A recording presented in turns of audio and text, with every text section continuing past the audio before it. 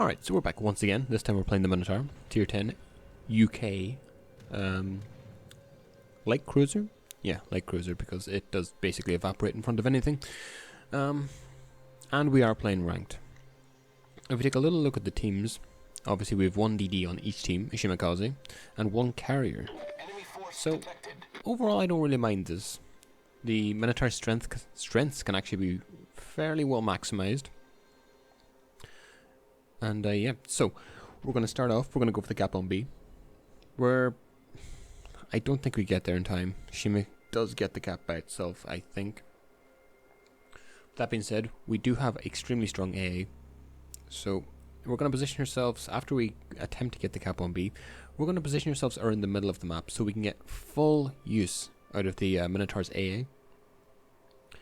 Now one thing I want to bring up is that there's actually currently a bug with this ship, whereas usually with AA, if you select priority sector, it gets strengthened over a period of time up until a certain point where then the AA gets weakened overall and goes on cooldown for maybe a couple of seconds.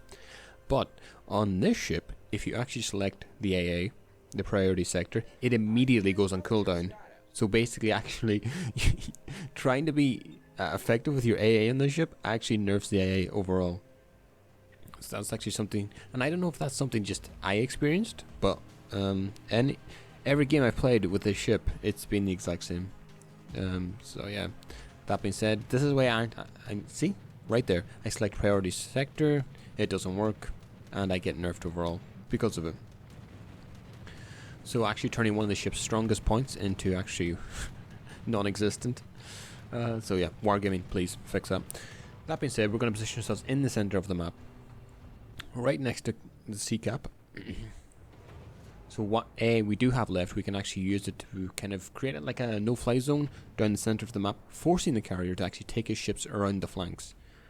So what in effect what that does is that it creates a longer time between drops for the carrier, and overall kind of relieves the pressure of a lot of the ships that would usually actually get striked. As you can see on the minimap, the torpedo bombers from the enemy carrier are actually going around that flank. They can't really fly here anymore. And if they actually had priority sector on this ship, it would be... they would get evaporated extremely quickly. That being said, not that much in terms of damage so far. We are 6 minutes in, or 4 minutes in, sorry. Holy shit, I can't even count. There's 2 caps, or 1 cap each. Ships are really just positioning themselves. We are attempting a flank around the right hand side of the map, which is kind of a general strategy. It happens every so often. So what I'm thinking at this moment is that I just need to get in a position where I can reliably position myself in the cap C, but also have an escape plan. And that's what you're going to see now, what I'm doing. I'm going to push into an extent, turn out, albeit slowly, because this ship, it takes about 3 weeks to slow down from 10 knots to 0 knots. We drop a couple of speculative torps. Not really expecting them to hit, to be honest. Just more of kind of like a warning shot. I'm trying to stop ships from pushing in before I can actually get into position. And this is generally something you'd see on DDs. You wouldn't necessarily see it on cruisers all that much, never mind the Minotaur. Where you actually get near a cap, you turn your ship straight around, and then you back into it. And you back into it because you're worried about actually getting detected or radared or something like that. And it allows you to quickly evacuate from the cap if you need to. Now, as I said, DDs generally are pretty good at this because they have such good acceleration. And that's something that the Minotaur shares with DDs. Its deceleration isn't actually all that good, sadly, but acceleration is something this ship excels at. So again, we pop the smoke, we're going to back into the cap. And yeah, our torps slightly don't miss, or miss. It wouldn't be sad if they actually didn't miss. And we're just going to try and focus down. Obviously we have the Yamato, farm a little bit on him. We have the Curvers pushing in. And again, even if we get hit, even if we get spotted by the Curvers Hydro, we can very easily just hit full speed and get out of the cap and get to safety behind this island. Again, we see the Minotaur taking shots, not gonna hit really. And there's something here I want to point out.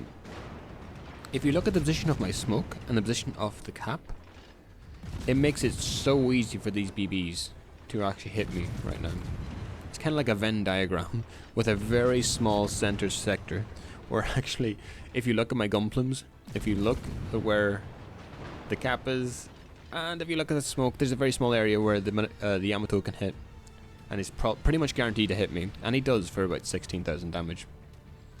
You can see the AA taking effect once again, shooting down that spotting plane. Always nice to see. And this is kind of like a mistake for me. I probably should be pushing out of this cap, because realistically the hope of me actually capping this is extremely low. Mostly due to the fact that I smoked too early. If I had a little bit more wiggle room in this cap, then maybe I could reverse a little bit more, maybe move my ship a little bit more angled, and try and get that cap. But as it is, I basically have a ship length in the cap in order to avoid getting hit by the Yamato. And outside of that, I can't really position myself any better. Again, we did get it down to about 5 seconds, but it wasn't enough. At this point, I recognize my smoke's up in 3 seconds. I'm going to get detected by a Yamato. Maybe it's best to just give up the cap. Again, we are in a pretty decent position. We have destroyed one of their DDs. We have destroyed one of their battleships, and we've only lost a battleship ourselves.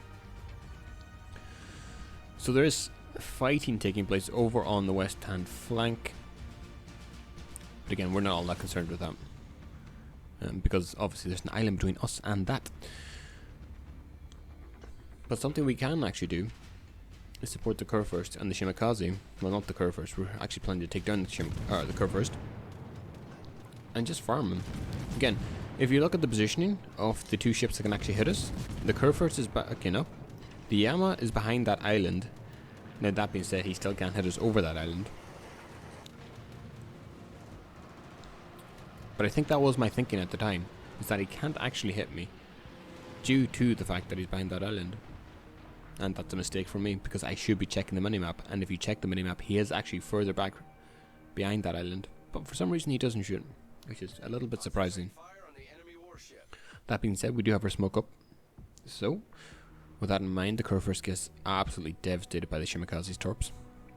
And the Smolensk obviously gets detonated. We do fire some speculative torps at the Worcester, but he's about to drop anyways. And at this point, the game's looking pretty good for us. You've done 66,000 damage, taken down 16 planes, and had a really good game so far. That being said, I don't know if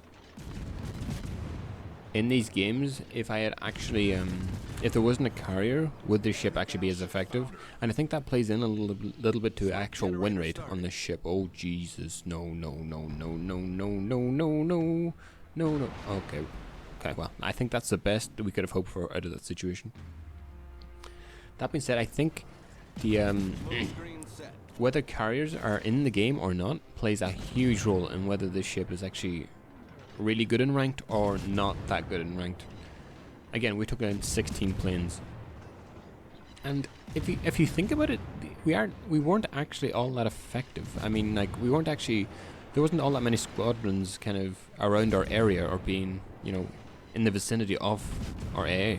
So just think if, like, the actual zoning power this ship has when there's carriers in the game, it's incredibly crippling to the enemy carrier. That being said, we're pushing the Yama. At this point, it's just about securing the victory. The Shino's pushing to sea. For some reason, he's pushing full power. Don't really know why.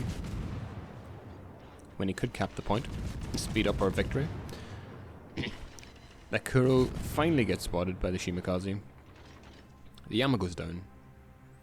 And all that's left is basically just to clean up. That being said, I'm actually... I've played the Thunder obviously in ranked, and if you see my last video, the win rate for that ship is actually pretty abysmal.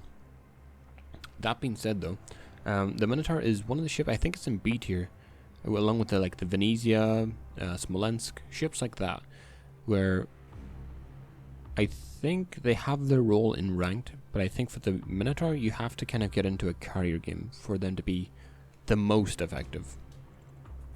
That being said, it is useful. It's kind of like a Daka ship with only AP. it kind of does fulfill the role of Smolensk without the HE obviously and many other benefits. But that being said, it is still an extremely nice ship, if you know how to play it obviously. But that's pretty much the same with any ship, and with that, it's GG, and I'll see you next time.